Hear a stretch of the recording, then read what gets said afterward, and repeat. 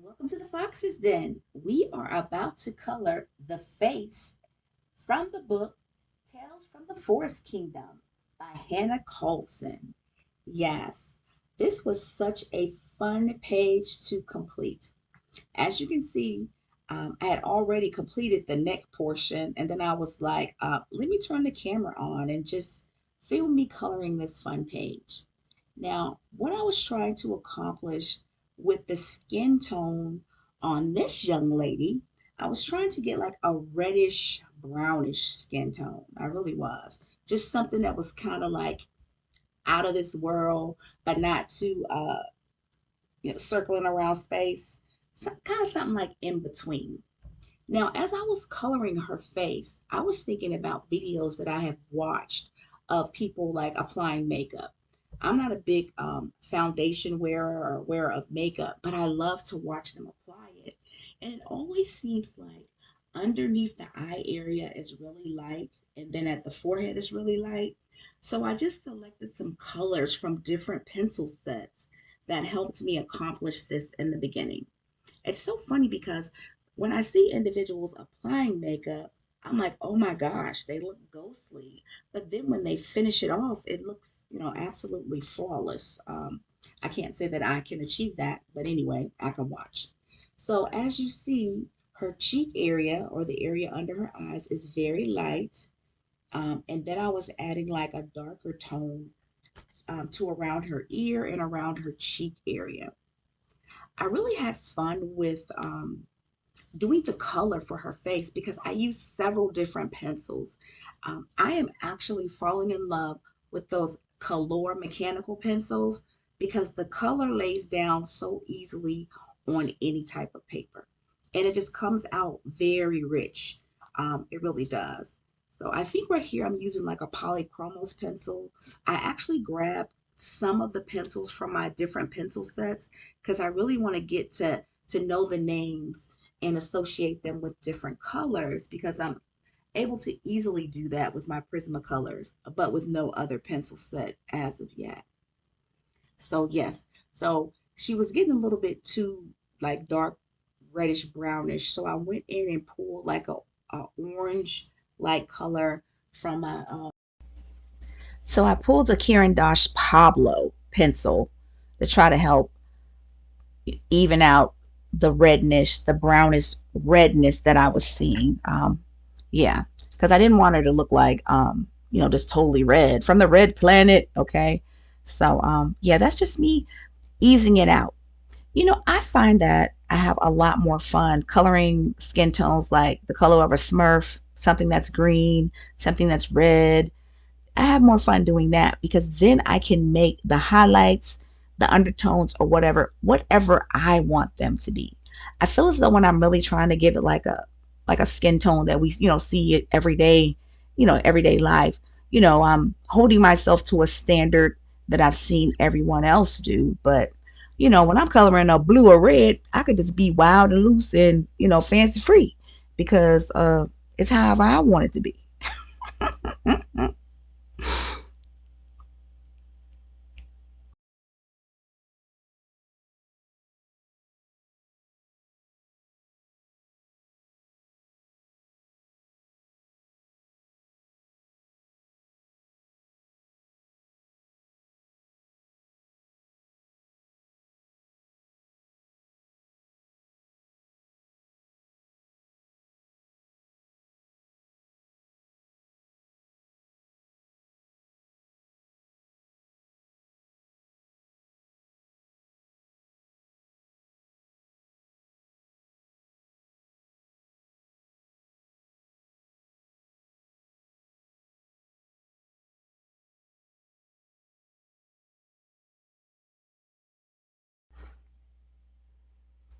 Yes, but I really had a great time coloring this page and doing the skin tone on this individual.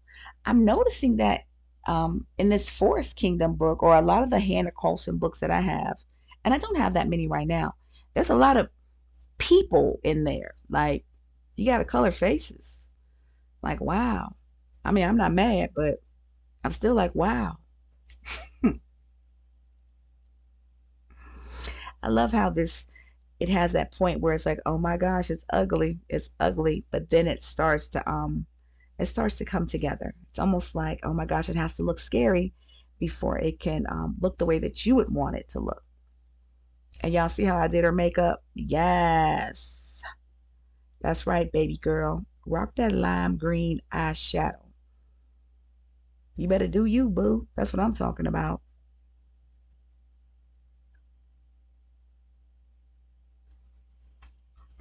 Get into it.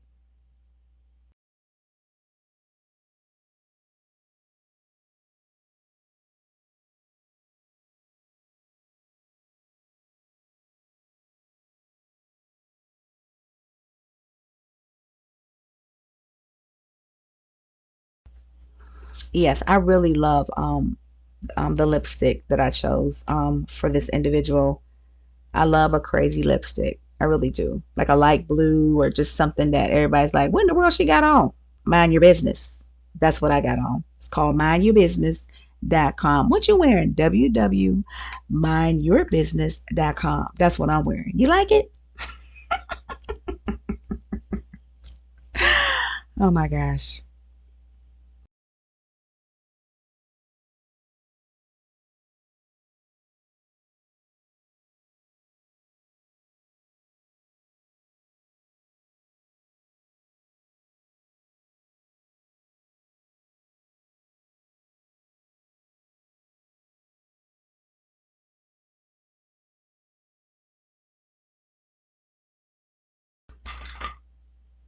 So let's get into coloring these jewels. Now I like to use my what are they, my gel markers, my glitter markers for this. But I was like, Crystal, you need to practice it. You don't want to lose what little bit you know about coloring jewels. But no matter what the shape of the jewel is, and this is because I'm a beginner, I always make sure I pick a light, a mid-tone, and a dark. And right now I stay within the same color family.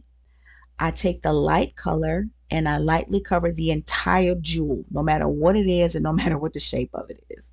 I cover the entire jewel. Then, depending on where I want to say the light source is coming from, I'll color like part of it at a slant, especially if it's like a circular item with the mid-tone. And I won't go all the way down, just kind of like halfway down or a little bit less than halfway down. Then I'll take that darkest color and I'll color just at the very top of it.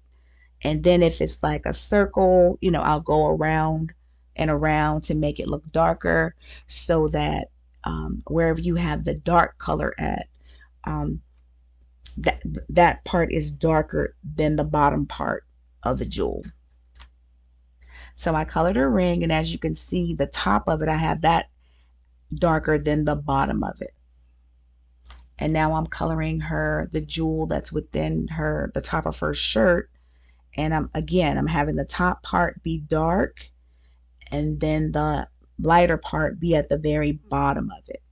And I notice that as if I tend to like take the darkest color of my shades and just kind of go around it in a circle, around the circle of it, it just kind of makes it pop more.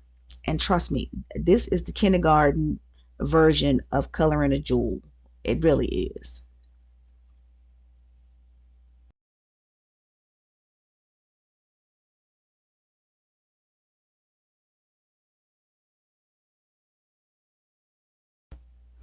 So, what I want to be able to do eventually is no matter what colors I have in my hand, be it blue, purple, green, red, I want to be able to color those colors so that they look like they're a metal.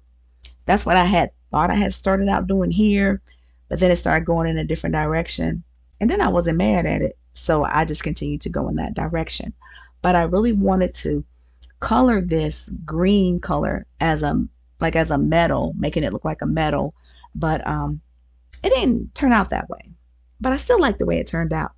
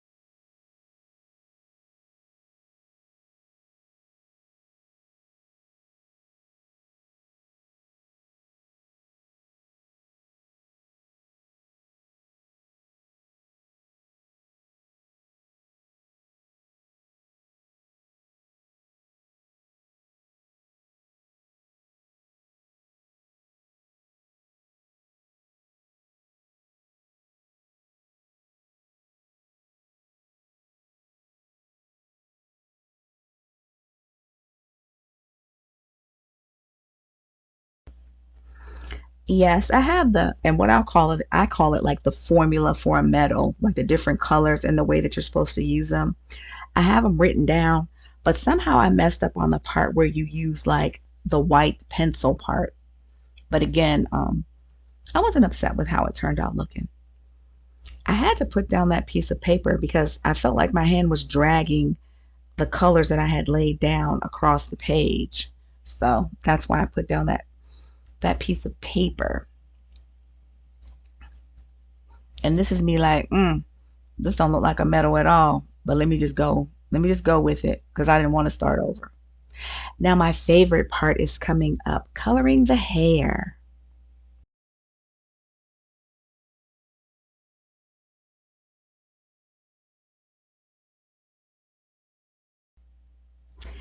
Now for the way that I colored her hair, you can select like any 4 or 5 colors that you want. Okay. I was trying to keep with this green, light green scheme of colors. But then I added in like a light blue color to kind of serve as my white color because it's like a light powder, light blue, to kind of serve as my white. Even though I did add a white in there, but that color kind of served as that. Now, as I'm coloring each strand of her hair, my goal is to make sure that I don't have 2 colors that are alike beside each other because I really wanted that contrasting color um, between like the blue and the green. Now, let's say what really looked good, I noticed this is if I had like a light blue strand and then I had a dark green strand right beside it. That really looked good. Now you'll see that I picked up my white pencil because I also had like the blue colors maybe like on one strand and I used that white pencil to kind of blend that color in together. Um, I really like the way her hair turned out. I really did. Now, if I wasn't afraid of my hair falling out, I would get it colored like this at the salon, but I don't think it's gonna go well. You can't be doing all that stuff to your hair and think it's gonna stay in your head. That's just my opinion.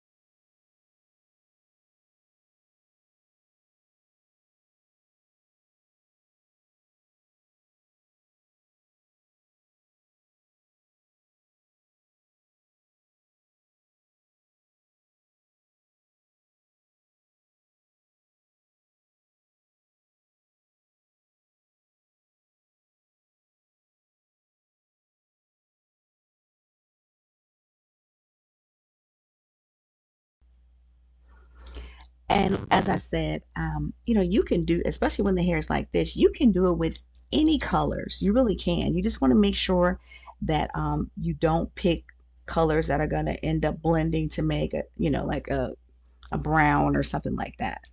You want to make sure that they're not directly across from each other on the color wheel. If you do that, you just need to make sure they don't touch and you don't blend them together because it's not going to come out pretty. Ask me how I know. So, yes. So, as I started coloring her, and I was looking at her skin tone and I was looking at those greens, I was like, oh, I should call her Christmas. People have been known to pronounce the crystal part of my name wrong and be like, Christmas. I'm like, nah, that yes, I just, especially if it's somebody older, I just be like, huh? It's like, how did you? Never mind. All right, let's get into her hair being completed. She at the Fox's colorist beauty shop. Yes.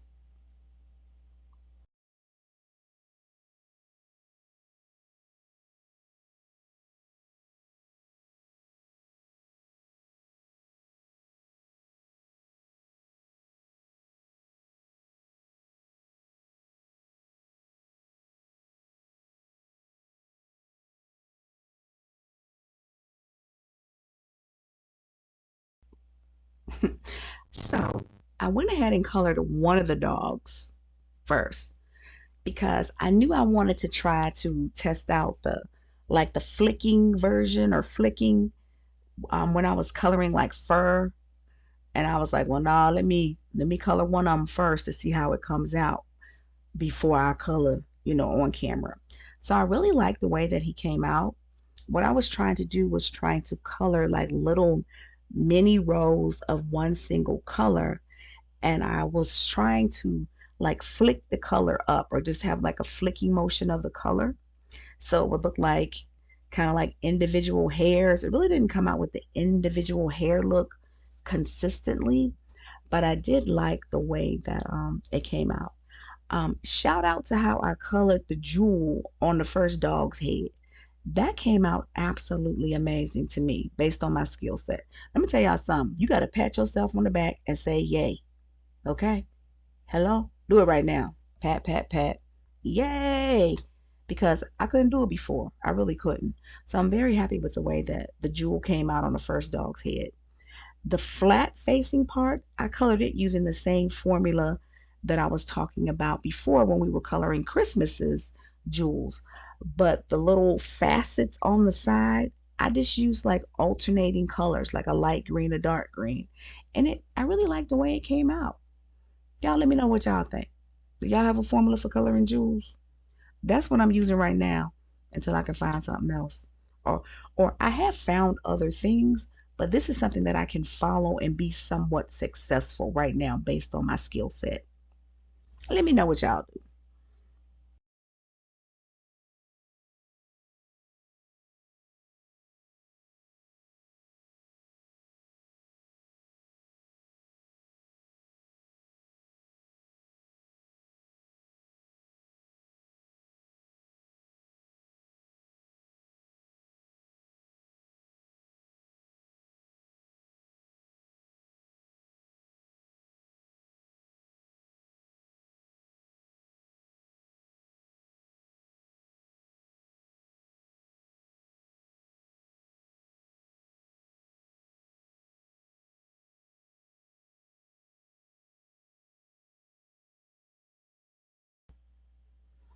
All right, this is me constantly looking at the other dog to figure out what I did and then doing it again on the other side. One thing I will say, it really looks a lot better when you can keep your pencil point sharp. But every time I would sharpen my pencil, because I pushed down so hard, the lead would pop, and I really like my eye. So I just kind of did it with a dull pencil. I'm like, why do you have to? It doesn't even seem like I'm pressing down so hard. But then when I flip the paper up and I see the indentation on the back, I'm like, you're pressing down too hard. But I still like the way he came out. Yes, my wolf dogs. I wasn't sure if these were, is it a wolf or is it a dog? I wasn't sure. But you see how I'm doing those rows? Like I have like a light blue, then like a dark green. And again, I kept the same colors that I was already using. I put them on the dog. I tried to make them be like a lot more light blue, whereas she's kind of more like green, red. And then you see how they got their little jewel around their head is red. That's what I'm talking about. You got to make sure your animals are matching with you.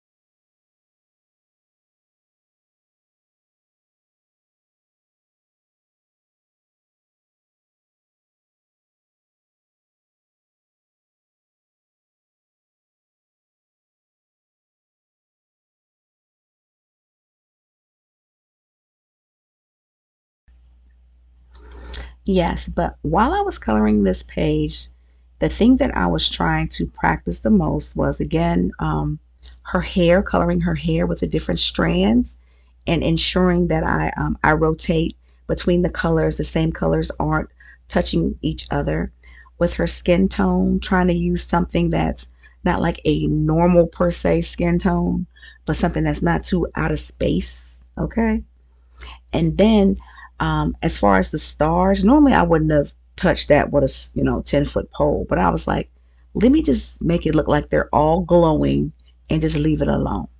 I also did not want to use yellow because I use yellow way too much. And again, I wanted to practice that little flicking technique with the dogs.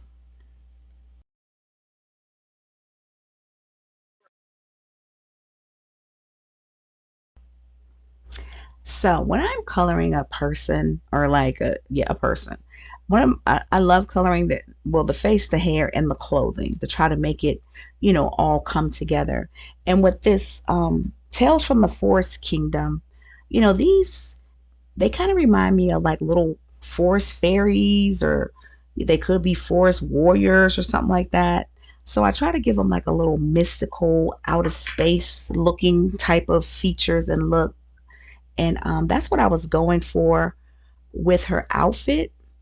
And again, I wanted to make sure I did not use yellow or orange because I use those colors too much. Matter of fact, they're put up. I don't even have them really out because I'm like, stop using these colors. And then I use blue too. I always tend to make the mistake of using orange and blue and overlapping them and then get this horrendous color and then be upset. So that's why you're not going to see a lot of orange and orange and yellow. I'm trying to use like colors that can kind of serve the same purpose, but they're a different color. Does that make sense? I hope so. But I think baby girl outfit is popping. I think it matches with her hair and with her wolf dogs. I think that they are coordinating. They are ready for a photo shoot. What's some things called glamour shots? Oh, she ready for her glamour shots. Yes, she is.